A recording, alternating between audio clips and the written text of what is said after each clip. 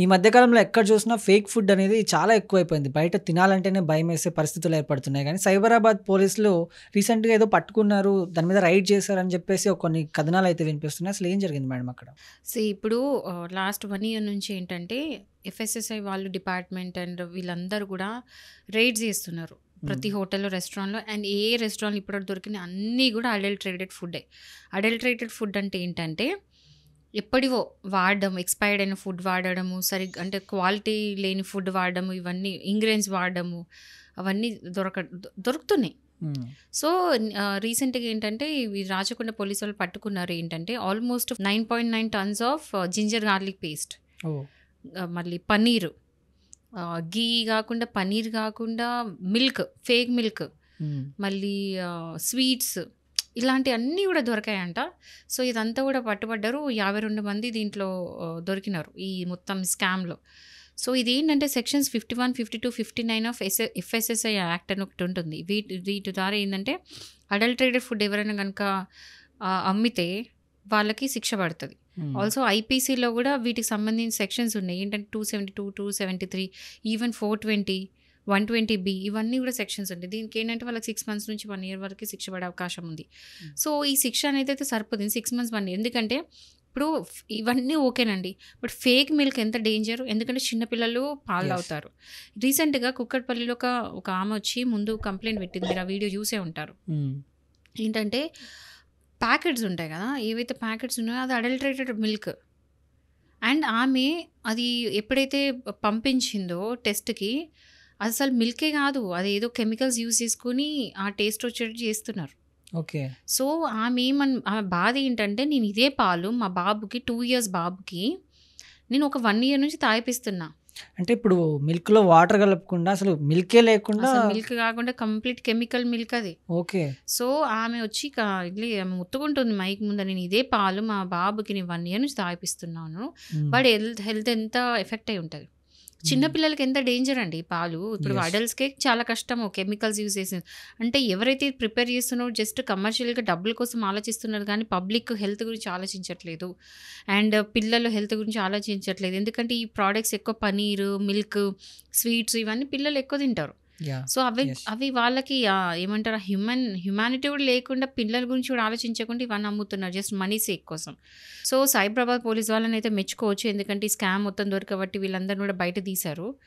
So ఈ sections అన్ని cover అయితే ఎవరికైనా సరే, పబ్లిక్లో ఎవరికైనా ఇలాంటిది ఏమన్నా కనిపించినా, మీకు ఒకవేళ పాలు కొంచెం తేడా అనిపించినా, ఎస్పెషలీ మనకు తెలుస్తుందండి. అంటే పనీర్ అవన్నీ కూడా మనకు తెలిసిపోతుంది ఏది ఫేక్. ఇప్పుడు యూట్యూబ్లో మీరు వీడియోస్ కొట్టి చూస్తే కూడా ఫేక్ పనీర్ ఏంటి, జెన్యూన్ పనీర్ ఏంటో తెలుసుకోవడానికి యూట్యూబ్లో చాలా వీడియోస్ ఉన్నాయి. టెస్ట్ చేయొచ్చు, మనం పాలను కూడా టెస్ట్ చేయొచ్చు. సో ఇలాంటి యూట్యూబ్ చూసి మీరు వీడియోస్ త్రూ తెలుసుకొని ఏది రియల్ ఏది ఫేక్ అని తెలుసుకొని వీడియోస్ చెక్ చేసుకొని దాన్ని బట్టి టెస్ట్ చేసుకొని వాడండి. మీకు ఏదైనా కనుక ఫేక్ అనిపిస్తే కనుక ఇమీడియట్గా పోలీస్ స్టేషన్లో కంప్లైంట్ చేయండి. వాళ్ళు అట్లీస్ట్ ఎవరైతే మ్యానుఫ్యాక్చర్ చేస్తున్నారో, ఎవరు డిస్ట్రిబ్యూట్ చేస్తున్నారో, ఎవరు అమ్ముతున్నారో అక్కడ మొత్తం పట్టుకొని ఈ స్కామ్ని బయటకు లాగుతారు, ఈ పర్టికులర్ కేసులో లాగినట్టు. సో ఇలాంటి ఎంకరేజ్ చేయొద్దు. ఎందుకంటే ఇవన్నీ కూడా డేంజర్. ప్రాణాలు పోయే అవకాశం ఉంది. హెల్త్ ఒకటి ఖరాబ్ అయ్యి ఏదో హాస్పిటల్ పడడం కాదు, ప్రాణాలు పోయే అవకాశాలు కూడా ఉన్నాయి. సో ఈ మధ్యలో తెలిసిన విషయం ఏంటంటే, మన హైదరాబాద్లో వచ్చే పన్నీర్ స్టాక్లో 90% కూడా ఫేక్ పన్నీర్ అంట. 90%, 50% కూడా 90% పన్నీర్ ఇస్ ఫేక్. అంటే అది ఎంత డేంజరో ఆలోచించండి. నాకైతే అది విన్నప్పటి నుంచి అయితే నేను పన్నీర్ ఐటమ్స్ తినడం అంటే ఇంకా నాకు వద్దు, దీనికంటే తినకుండా ఉండడం బెటర్ అనిపిస్తుంది. ఈవెన్ ఇంట్లో కూడా చేసుకోలేం కదా, రెస్టారెంట్స్ అవన్నీ పక్క పెట్టండి, ఇంట్లో కూడా మనం పన్నీర్ చేసుకుంటే భయమే కదా. ఇట్లాంటి ఫేక్ అంటే అది మనకు తెలియదు కదా ఏదని చెప్పి. సో ఇలాంటి అవుతున్నాయి కాబట్టి పబ్లిక్ అవేర్నెస్ పెంచుకొని ఇలాంటి ఏమైనా ఉంటే పోలీస్ స్టేషన్లో కంప్లైంట్ పెట్టండి. ఈవెన్ అట్లాంటి పనీర్ ఉంటే అది మొత్తం మీరు మీ దగ్గర స్టోర్ చేసుకుని అది ఫొటోస్ తీసి వీడియోస్ తీసి ల్యాబ్ టెస్ట్కి పంపించండి. ఎఫ్ఎస్ఎస్ఐకి కంప్లైంట్ చేయండి. దానికి ఉన్న హెల్ప్ లైన్స్ అన్నీ కూడా మీకు పోర్టల్లో దొరుకుతుంది. వెబ్సైట్లోకి వెళ్ళి చూసుకుంటే వాటికి సంబంధించిన వెబ్సైట్లోకి వెళ్ళి కంప్లైంట్ పెట్టండి, హెల్ప్ లైన్ కాల్ చేయండి. ఇవన్నీ మీకు కష్టమైతే పోలీస్ కంప్లైంట్ చేసి చెప్పండి. అండ్ ఈ బయటకు వచ్చేటట్టు చేయండి. సో వీళ్ళందరూ కూడా నేను ముందు చెప్పిన సెక్షన్స్ బట్టి వీళ్ళకి శిక్ష పడే అవకాశం ఉంది. వాళ్ళందరినీ కూడా శిక్షించాలి. ఎందుకంటే ప్రజల హెల్త్తో ఆడుకునే రైట్స్ ఎవరికి లేవు. సో ఈ రైట్స్ గురించి మీరు తెలుసుకుంటేనే కదా, మీరు ముందుకు వచ్చి కంప్లైంట్ చేస్తేనే కదా ఇలాంటి వాళ్ళ యాక్షన్స్ అన్నీ కూడా మనం అరికట్టవచ్చు. సో ఇది తెలుసుకోండి. అంటే చాలా మందికి ఎలా కంప్లైంట్ ఇవ్వాలి, ఎక్కడ కంప్లైంట్ ఇవ్వాలి అనేది తెలియదు. ఒకవేళ కంప్లైంట్ ఇస్తే తీసుకుంటారా లేదా అనేది కూడా తెలియదు. అసలు ఎలా కంప్లైంట్ ఇవ్వాలి, ఎక్కడ కంప్లైంట్ ఇవ్వాలి మేడం? FSSAI ఓకే, FSSAI ఇది ఉంటుంది. ఇది ఏంటంటే వీళ్ళు food safety and standards authority of India. So వీళ్ళు ఏం చేస్తారంటే వీళ్ళ పని ఇదే, మొత్తం ఫుడ్ సేఫ్టీ చూసుకోవడం, ఫుడ్ స్టాండర్డ్స్ని చెక్ చేయడం. స్టాండర్డ్స్ లేదు అంటే ఎవరైతే కంప్లైంట్ పెడతారో వాళ్ళకి సంబంధించి అన్ని లైసెన్స్ కూడా క్యాన్సిల్ చేస్తారు. సో ఏదైనా సరే ఒకవేళ ఎవరైనా ఫుడ్ ప్రొడక్షన్ చేయాలి, ఎగ్జాంపుల్ పన్నీర్ తీసుకుందాం. ఇవాళ పన్నీర్ ఎవరైతే మ్యానుఫ్యాక్చర్ చేస్తారో వాళ్ళు లైసెన్స్ తీసుకొని ఉండాలి. ఊరికే నేను తయారు చేస్తూ ఇంట్లో నేను అమ్ముకుంటా అంటే చెల్లరు, ఖచ్చితంగా లైసెన్స్ తీసుకోవాలి. ఆ లైసెన్స్ ఎక్కడ నుంచి తీసుకుంటారంటే FSSAI అనే దగ్గర నుంచి తీసుకుంటారు, ఈ డిపార్ట్మెంట్ నుండి. సో ఈ లైసెన్స్ ఏదైతే ఇస్తారో ఒకవేళ కనుక వాళ్ళు ఇలాంటి ఫేక్ ఐటమ్స్ ఏమైనా తయారు చేస్తున్నారని తెలిసి మనం కంప్లైంట్ చేసినప్పుడు వీళ్ళు ఏం చేస్తారంటే వెళ్ళి అక్కడ తనిఖీ చేస్తారు.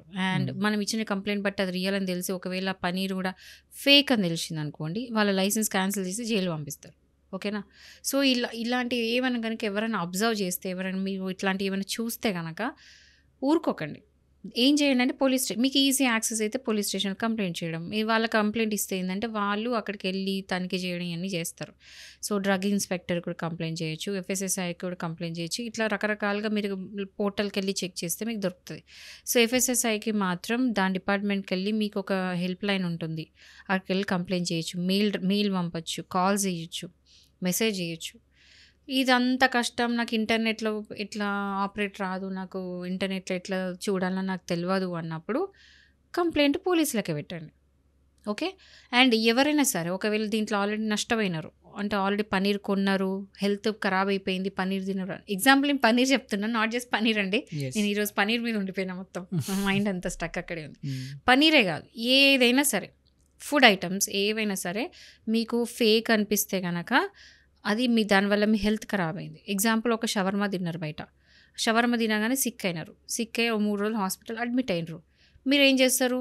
మీకు తెలియదు ఇది షవర్మా వల్ల అయిందా, దేని వల్ల అయిందా అని మీరు ఆలోచిస్తారు. డాక్టర్ దగ్గర రిపోర్ట్ తీసుకోండి. ఎప్పుడైతే అడ్మిట్ అవుతారో డాక్టర్ దగ్గర ఒక రిపోర్ట్ తీసుకోండి, దేని వల్ల అయింది. ఫుడ్ పాయిజనింగ్ ఏ రోజు అయింది, ఏం తింటే అయింది, దానికి సంబంధించిన బిల్లు. షవర్మా కొన్నారు, ఆ రోజు తిన్నారు, ఆ రోజు మీకు ఫుడ్ పాయిజన్ అయింది, దానికి సంబంధించిన బిల్లు, మీరు ఏదైతే ఫోన్పేనో లేదా గూగుల్ పే చేసిన ట్రాన్సాక్షను అది తీసిన తర్వాత దానివల్ల ఇది అయిందని చెప్పేసి డాక్టర్ దగ్గర క్లియర్గా రిపోర్ట్ తీసుకోండి, బిల్స్ దగ్గర పెట్టుకోండి. ఏవైతే మీరు ఫుడ్ పాయిజనింగ్ అయ్యి హాస్పిటల్లో అడ్మిట్ అయినప్పుడు ఏవైతే బిల్స్ ఉంటాయో అవన్నీ కూడా బిల్స్ ఇవన్నీ దగ్గర పెట్టుకొని కన్జ్యూమర్ కోర్టుకి వెళ్ళి కేసు వేయండి. ఏమని వేస్తారు అంటే ఇట్లా నేను తిన్నాను, నాకు ఫుడ్ పాయిజనింగ్ అయింది, వీళ్ళు ఇలా డెఫిషియన్సీ ఆఫ్ సర్వీస్ అంటే ఈ ఇక్కడ నేను తిన్నందువల్ల ఫుడ్ పాయిజనింగ్ అయిపోయి నేను ఇలా అయిపోయినా, నాకు మెడికల్ బిల్స్తో పాటు నాకు అయిన ఈ డ్యామేజ్కి కూడా మీరు నష్టపరిహారం ఇవ్వాలి, కంపెన్సేషన్ అని చెప్పి మీరు కన్స్యూమర్ ఫోరంలో కేసు పెట్టచ్చు. Okay? So this is process. అంటే ఎక్కడ కూడా మీ రైట్స్ మీరు తెలుసుకున్నప్పుడు మీకు ఇలాంటివి ఏమైనా ఉంటే మీరు చాలామంది ఏముందిలే అయిపోయింది ఇంటికి వచ్చేసిన ఎందుకు కేసు పెట్టడం అని అనుకోవద్దు.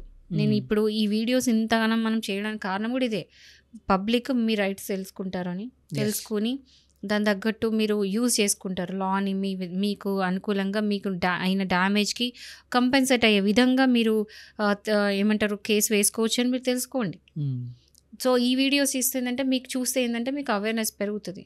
సో ఎక్కడ మీ రైట్స్ అనేది అవైలబుల్ ఉన్నాయో మీ అవేర్నెస్ పెంచుకొని దాని దగ్గర కోర్టులో కేసెస్ వేసుకోండి. సో ఇది కూడా ఎవరైనా అయితే కనుక గమ్మున ఊకోకుండా వెళ్ళి కంప్లైంట్ అనేది పెట్టండి. కన్స్యూమర్ ఫోర్లో వేయచ్చు, కంప్లైంట్ ఇక్కడ వేయచ్చు, అన్నీ చేయొచ్చు. సో మీకు ఏది అనుకూలంగా ఉందో, మీకు ఏది ఫీజిబుల్ ఉందో అది మీరు చేసుకోండి.